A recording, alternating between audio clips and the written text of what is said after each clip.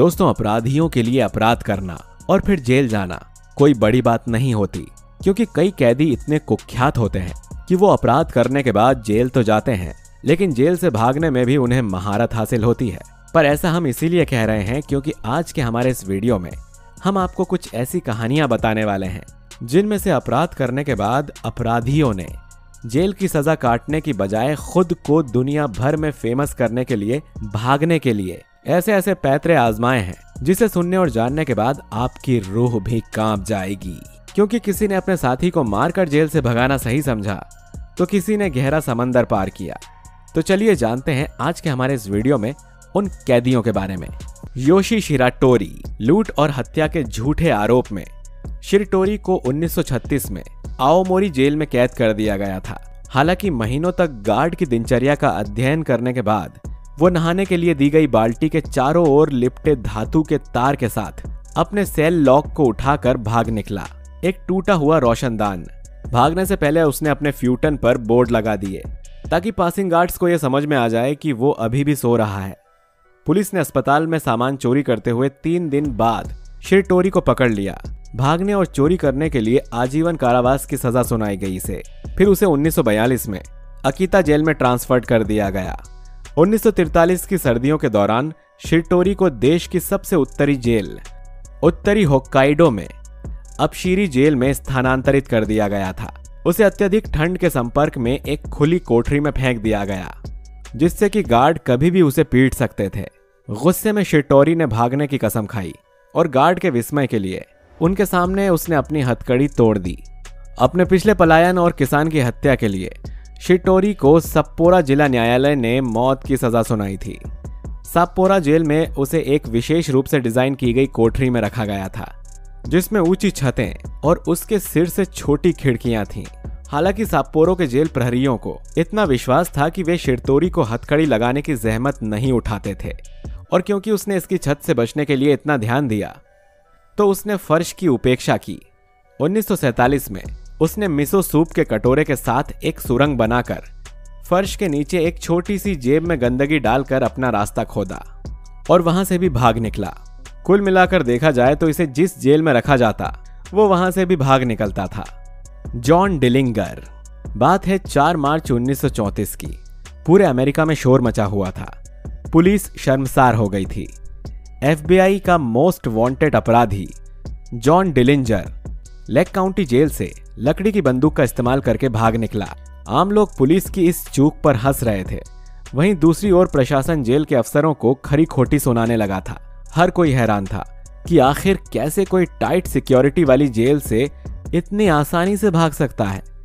हालांकि इस खबर से वो लोग बिल्कुल भी अचंभित नहीं थे जो लोग जॉन को जानते थे। जॉन इससे पहले भी जेल जा चुका था। डिलिंगर एक शातिर अपराधी था। उसके मरने के बाद तक आज भी उसके कारनामों को लोग किस्सों की तरह याद रखते हैं। डिलिंगर काफी कम उम्र से ही जुर्म करने लगा था। पहली बार जब उसे सजा हुई थी तो वो एक किराने की दुकान को लूटने के लिए अपराधी साबित हुआ था। माना जाता है कि उस वक्त उसकी उम्र केवल 20 साल की थी। 20 साल की उम्र में डिलिंगर को 10 साल की सजा हो गई थी। हालांकि डिलिंगर को केवल 8.5 साल के बाद ही पेरोल मिल गई थी। उसके बाद वो कभी उस जेल में लौटकर नहीं आया। डिलिंगर शुरू से ही शातिर और आपराधिक किस्म का इंसान था। जेल में बिताए समय ने उसे और शातिर बना दिया था। उसकी बड़े बड़े अपराधियों से दोस्ती हो गई थी। जेल में सुधरने की बजाय उसने जेल में अपना खुद का गैंग बना लिया था। गैंग बनाने के बाद उसने खुद को पूरी तरह से जुर्म की दुनिया से जोड़ दिया। 3 बैंकों को लूटने के आरोप में जॉन को उसके साथियों के साथ पुलिस ने पकड़ा और लिमा ओहायो जेल में उसे रखा गया। पकड़े जाने के कुछ ही दिनों के बाद ओहायो जेल में डिलिंगर के पुराने जेल के पुलिसकर्मी पहुंच गए। उन्होंने जेल में घुसने के बाद जेलर से बात की और बताया कि वो इसके पिछली जेल से आए हैं और वहां की सजा अभी जॉन ने पूरी नहीं की है, इसीलिए वो सजा पूरी करने के लिए उसे वापस पिछली जेल में जाना पड़ेगा। इस बात पर जेलर को थोड़ा शक हुआ। उसने जैसे ही पुलिस हेडक्वार्टर में फोन करना चाहा, वैसे ही उन पुलिस कर्मियों ने अपने हथियार बाहर निकाले और जेलर पर हमला कर दिया। जॉन को पुलिस ने इंडियाना भेज दिया, जहां उसे क्राउन पॉइंट जेल में रखा गया। यही वो जेल थी जहां से जॉन डिलिंगर ने इतिहास में अपना नाम दर्ज करवाया। यहाँ पर ही उसने वो कारनामा किया जिससे उसका नाम पूरे अमेरिका में कुख्यात हो गया। इस जेल में आने के कुछ ही दिनों के भीतर उसने सोच लिया था कि उसे कैसे इस जेल से भागना है। उसने एक लकड़ी के टुकड़े को दाढ़ी बनाने वाले ब्लेड से खरोचना शुरू कर दिया और खरोच खरोच कर एक बंदूक का रूप दे दिया। जॉन डिलिंजर का अंत ठीक उसी तरह हुआ जैसे किसी कुख्यात अपराधी का होता है। ऐसे अपराधी या तो सलाखों के पीछे जाते हैं या फिर पुलिस की गोली का शिकार बनते हैं। ट्रैक्टर पर सवार कैदी फरार। इस कहानी में कैदी फिर से पकड़े जाने से बच गया, लेकिन केवल थोड़े समय के लिए। 7 अगस्त 2019 की सुबह वेस्ट टेनेसी स्टेट पेनिटेंट्री के एक कैदी कर्टिस रे वॉटसन को लंबे समय तक जेल के अधिकारी डेब्रा जॉनसन के निवास के बाहर काम के विवरण पर देखा गया। एनबीसी न्यूज ने बताया कि 3 घंटे बाद जॉनसन का गला घोंटा गया और 44 वर्षीय वॉटसन गायब हो गया। वॉटसन जो गंभीर अपहरण के लिए 15 साल की सजा काट रहा था, ट्रैक्टर पर हैनिंग टेनेसी में जेल के मैदान से भाग गया। उसके लापता होने पर 4 दिन तक तलाशी अभियान चलाया गया। कानून प्रवर्तन द्वारा वॉटसन के टैटू की छवियों को जारी करने के बाद यदि उसने अपना रूप बदल लिया तो एक ईगल आंखों वाले स्थानीय ने घर की निगरानी वाले वीडियो पर अपने यार्ड में भागे हुए कैदी को देखा। घंटों के भीतर पुलिस ने पता लगाया और वॉटसन को गिरफ्तार कर लिया। उसे जॉनसन की मौत का संदिग्ध माना जा रहा है। अल्काट्रॉस बीच।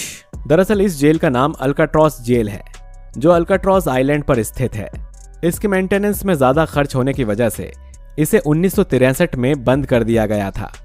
म्यूजियम के तौर पर इस्तेमाल हो रही इस जेल में लाखों की तादाद में लोग आते हैं। इसे द रॉक के नाम से भी जाना जाता है। इस जेल से जून 1962 में 3 कैदी भागने में सफल रहे थे, जिनमें फ्रैंक मॉरिस, जॉन एंगलिन और क्लैरेंस एंगलिन थे, जिसका पता कई सालों के बाद एक लेटर के जरिए हुआ था। लेकिन पुलिस की छानबीन के बावजूद ये नहीं कहा जा सकता है कि वो जिंदा हैं। हालांकि कैदी जॉन एंगलिन और क्लैरेंस एंगलिन जो भाई थे, उनके घर वालों ने दावा किया था कि वो जिंदा हैं, लेकिन वो कभी मिले नहीं। आपको बता दें कि कई कैदियों के आत्महत्या करने के चलते इस जेल को सबसे डरावनी जेलों में से एक भी माना जाता था, क्योंकि माना जाता था कि यहाँ पर उनकी आत्माएं भटकती हैं। कई बार तो लोगों ने यहाँ पर डरावनी गतिविधियों को भी महसूस किया था। रॉनी बिग्स। 16 से 17 डकैतों की एक गैंग ने उस जमाने में रॉयल मेल ट्रेन से पूरे $2.6 मिलियन की लूट की थी। अगर लूटी हुई इस रकम की कीमत आज की तारीख में सही हिसाब से लगाई जाए तो ये रकम करीब 40 मिलियन यूरो के आसपास बैठती है, यानी करीब 3 अरब रुपए। वैसे तो इस मामले की छानबीन के दौरान ब्रिटेन पुलिस ने 4 और 5 लोगों को इस वारदात का मास्टरमाइंड करार दिया, लेकिन इनमें भी जो 2 नाम सबसे ऊपर हैं वो थे रॉनी बिग्स और ब्रूस रेनॉल्ड्स। इस ग्रेट रॉबरी को रॉनी ने अपने 34वें जन्मदिन पर अंजाम दिया था, जब उसने और उसके गैंग ने ग्लासगो से लंदन जा रही रॉयल मेल ट्रेन को बीच रास्ते में ही सिग्नल खराब करके रोक लिया और बेहद नाटकीय तरीके से एक ट्रक में कैश और दूसरी चीजें लाद कर फरार हो गए। इसके लिए उन्होंने ट्रेन रोकते ही सबसे पहले उसके ड्राइवर को निशाना बनाया और उसके सिर पर लोहे की रॉड से जानलेवा हमला किया। क्योंकि जिस जगह पर इस गैंग ने ट्रेन को रोका था, उन्हें वहां पकड़े जाने का डर था, लिहाजा इसके बाद यह गैंग खुद ही ट्रेन को कई मील तक आगे ले गई और फिर एक सुनसान जगह पर ले जाकर नकदी और रजिस्टर्ड पोस्ट की बोगी से पूरे 40 मिलियन यूरो यानी तकरीबन 3 अरब रुपए के बराबर की रकम लूट ली। और फिर लंबी मशक्कत के बाद पुलिस ने एक एक करके इसके गुनाहगारों को पकड़ना शुरू किया। आज भी जब किसी बड़ी और नायाब रॉबरी और खासकर ट्रेन रॉबरी की बात चलती है तो 1963 के इस द ग्रेट ट्रेन रॉबरी का जिक्र जरूर होता है। तो दोस्तों, उम्मीद करते हैं कि आपको हमारा आज का ये वीडियो जरूर पसंद आया होगा। वीडियो पर अपनी राय हमें कमेंट बॉक्स में जरूर दीजिए। वीडियो अच्छा लगा है तो इसे लाइक और शेयर भी कीजिए। चैनल पर नए हैं तो सब्सक्राइब करके बेल आइकन जरूर दबाइए ताकि आपसे हमारा कोई भी इंफॉर्मेटिव वीडियो मिस ना हो सके। मिलते हैं आपसे अगले वीडियो में।